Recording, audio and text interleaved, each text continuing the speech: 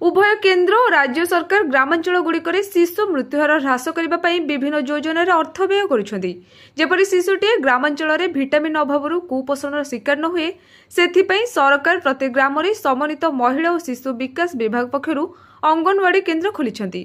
प्रत्येक केन्द्र में गर्भवती प्रसूति महिला और शिशु मानक सकाळ जलखिया और रंधा खाद्य अंडा पुष्टिकर युक्त छतु आदि जोगाई देउछंती।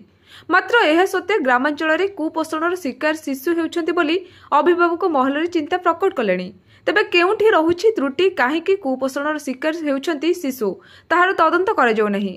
यह देखिबाकू मिलिछि नवरंगपुर जिल्ला रे कुपोषण शिकार होइथिबा शिशु मानक वर्धित छतुआ जोगाण दायित्व जिलार तेंतुलीखुंटी ब्लॉक चारामूला ग्रामर मां माणिकेश्वरी स्वयं सहायक गोष्ठी नेछि एवं जिलार 10टी ब्लॉक रे वर्धित छतुआ जोगाउछि। बड़ दुखर विषय कोमलमती शिशु मानक जोगाई दिया जाउथिबा वर्धित छतुआ 100 ग्राम पैकेट को फुटा पानी किंबा क्षीर मिसाई अर्ध तरल मंड प्रस्तुत करा जिबा परे शिशु को दिया जाइथाय। एही छतुआ पैकेट खोला जिबार 1 घंटा मध्ये व्यवहार करिबा उचित बोली पैकेट रे उल्लेख रहिछि। एहा 1 मास मध्ये खाइबा दरकार बोली लेखा जाइछि। तेबे छतुआ प्रस्तुतिकारी संस्था पैकेटिंग कला बेले किपरि प्रस्तुति तारीख और अवधि शेष तारीख लेखागला नहीं बोली अभिभावक महलर असंतोष प्रकाश पाई।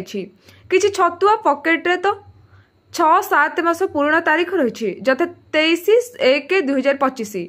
जिला प्रशासन एप्रति दृष्टि देवार आवश्यकता रही कारण विभिन्न ब्लॉक रे शिशु मानक पई छतुआ प्रस्तुति करुथिबा संस्था गुड़िक विभाग पक्षर प्रति मासरे छतुआ प्रस्तुति होतिबा समय रे मान निर्धारण करबाकू विभागीय उच्च कर्तृपक्ष क्षेत्र परिदर्शन करी वीडियो क्लिपिंग करिवार व्यवस्था थिले मध्य ताहा करिबारे विभाग विफल होइछि बोली बुद्धिजीवी माने प्रश्न उठाइछन्ति।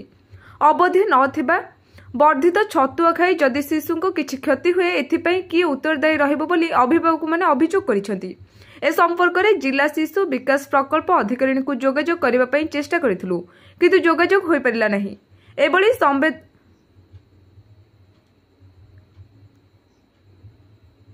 एभली संवेदनशील परिस्थिति रे जिलापाल हस्तक्षेप करी वर्धित छतुआर मान जांच करबा निहाती आवश्यक अटे। नवरंगपुर जिल्लारो मिहिर शंकर पात्रंक रिपोर्ट प्रयोग खबर।